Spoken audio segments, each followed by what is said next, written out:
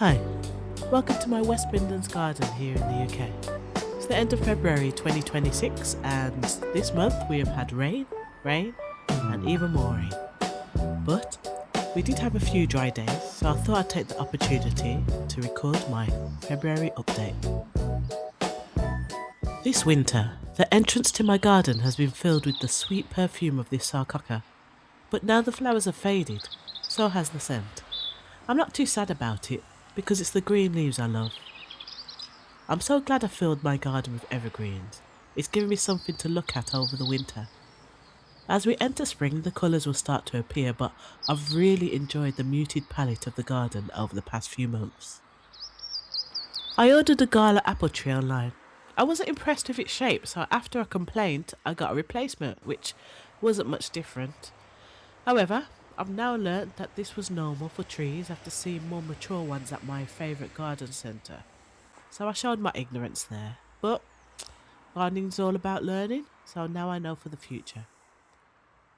I'm also really pleased to see my new daphne is ready to flower. I had one before but it died pretty quickly, so I'm glad to see that this one survived the winter. I bought this daphne because it's another evergreen to add to my garden, but I'm also interested in seeing what the flowers smell like. Apparently, this one has a very strong perfume. These elephant ears I bought last year when going plant shopping with my mum. I only bought one big one and then I sliced it up and put each section in pots. They've grown on well, so I'll take one or two and my mum can have the rest to add to her new garden. I have this Photinia that will probably be added to the shady side of the border. As I said before, having so much greenery has allowed me to enjoy the garden over the winter. The sunny side of my garden has looked good. Even my woodlandy part is getting better, but this shady side needs some work. The blueberries are looking good, starting to bud. They often produce a lot of fruit each year. And I've been doing some pruning, especially with this buddleia that puts on a lot of growth each year. I've taken it back quite a bit, assuming it will grow to about 6 foot. Last year it was so tall the flowers were way too high up. I really didn't get to enjoy them, so I'm hoping it will grow only a bit higher than the fence. I could be selfish and keep it all to myself, but at least if it grows over the fence, the neighbour can get some enjoyment out of them too. Here's my conference pear tree. I actually got my first pear last year. Only one, but it was absolutely delicious, so I'm really hoping that I'll get more this year. Got these beautiful primroses, so ready to go into the garden. Just waiting for some of the bulbs to start flowering, and then I'll know better where to put them. The leaves on my deutscher is ready to push through, so looking forward to seeing that green up over the next few months. And my roses had a good prune, following the advice, taking out the 3Ds, dead, diseased and damaged, and then I've taken out all the thin stems and just kept the really strong stems. I've got some bulbs that are around the roses. I'm going to take those out, probably bluebells. And then the Peter is just about showing some new growth, so I can cut that back soon. My orange blossoms still looking healthy even after the storm damage. And I've cut a lot of my rosemary back. As you can see, I've taken quite a lot off, but it was looking such a mess. So it looks much better now. A lot better structure of the branches. Hopefully soon it will put on some fresh new growth, ready for my rosemary tea. Last year I didn't prune my clematis and it became a really big mess, so I made sure that I've done this now that it's put on some new shoots. The thing about pruning clematis is that you have to really concentrate. You've got these dead looking branches that aren't actually dead, and if you follow them along you'll see that they're supporting new growth. And one year I really didn't concentrate and I was just cutting off all the new growth, so I've learnt my lesson from that now. This is probably one of my oldest plants in the garden, so I've got to keep it alive and keep it healthy.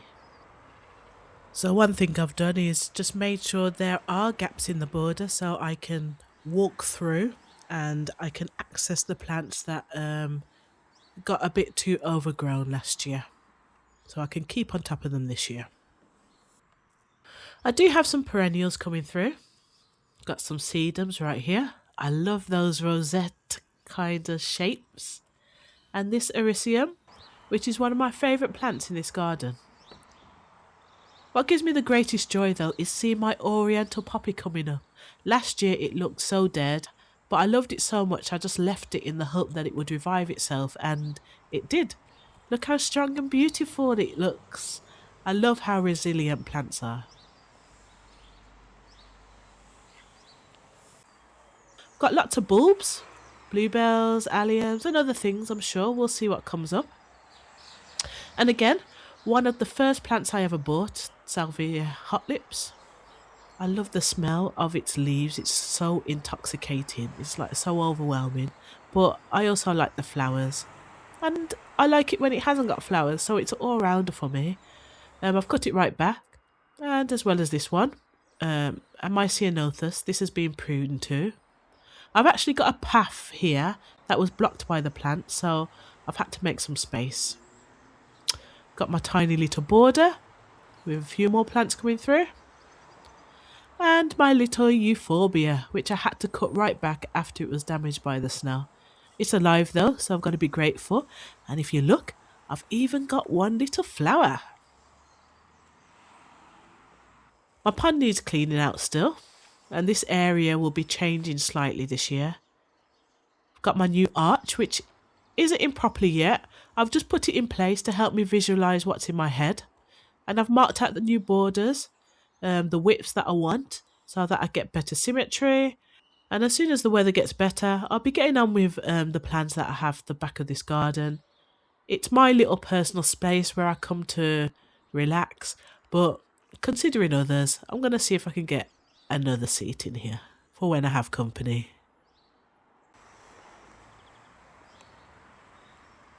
My malva's looking healthy. Got some violas here from last autumn and they haven't really flowered at all, so I'm a bit disappointed with those. They're still looking healthy though, so hopefully I'll get some flowers from these soon. They look like they're about to bloom. I've got these ones. They haven't stopped flowering since like October time, so I don't know why the others in the gardens haven't, but plants will just do what they want to do.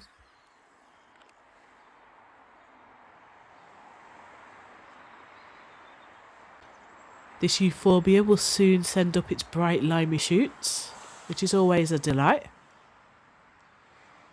Look, they're already ready to go, so that's exciting. And I know beauty's in the eyes of the beholder, and this doesn't look like much, but this forsythia is my all-time favourite.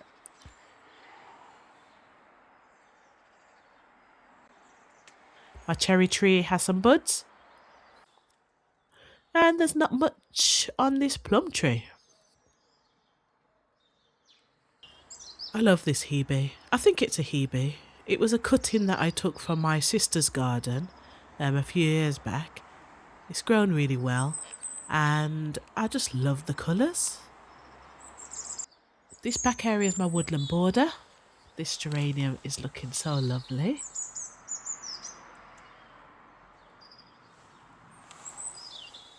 I've got a few young trees and shrubs around here.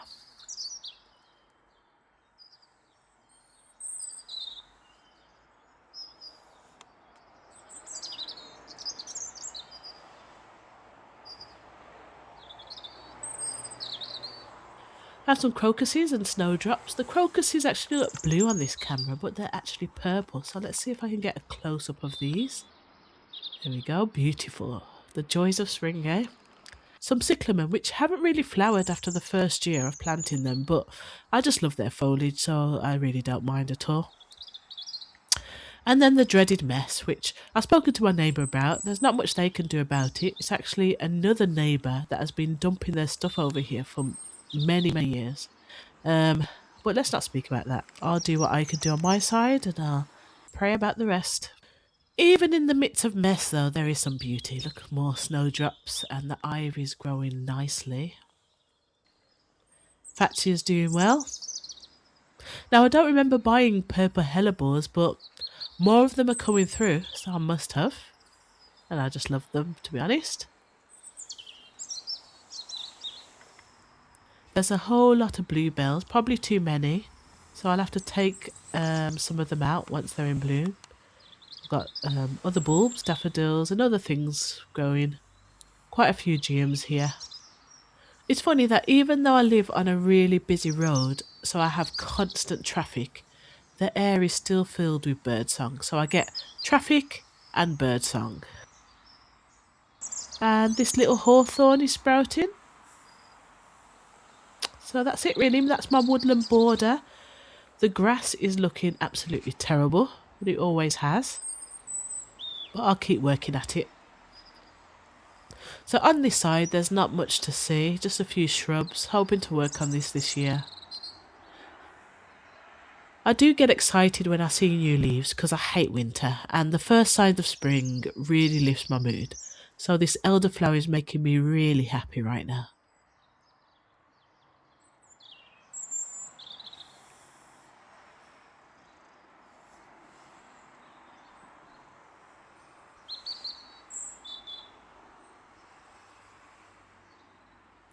There's not much else to see.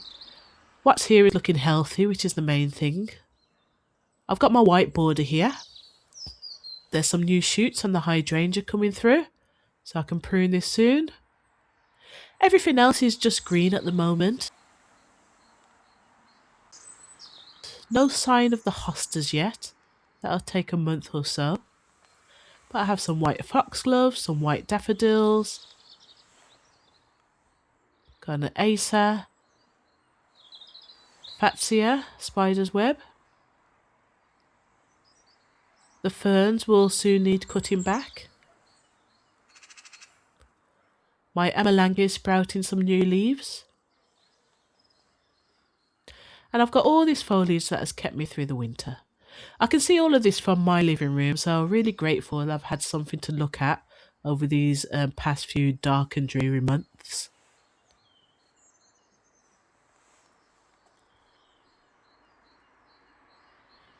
And even though hardly any sunlight reaches this area, I've still got a heuchera and fern growing nicely down here. What's great to see is my Clematis alpina, which I wasn't sure if it was dead or alive. It's got some new shoots, so that's exciting. So a lot of the time when I, do some digging in the garden, I dig up some bulbs, so I always just pop them up so I can figure out what they are and then decide where to put them. So I've got some tete-a-tete daffodils here. And these skimmias have really been the star of the show over this winter. I've really enjoyed them, having them by the window. Something for me to look at. Got some other random plants, self-seeders, things I've dug up that can go back into the garden now. And some random cuttings that I've taken. I mean, my Litchfield Angel Rose, both cuttings took. All my Deutsche cuttings took. Honestly, I have no idea what I'm going to do with these. It was just an experiment. I didn't expect them all to grow, but they have. So, yeah, I'll have to figure out what to do with them.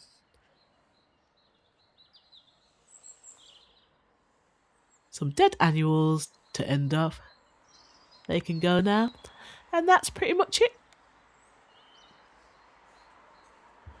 So that's my February garden update. Hope you enjoyed it. And spring is on its way, so that's really exciting. So we'll see what happens in March, but until then, I'll leave you with some traffic noise and some birdsong.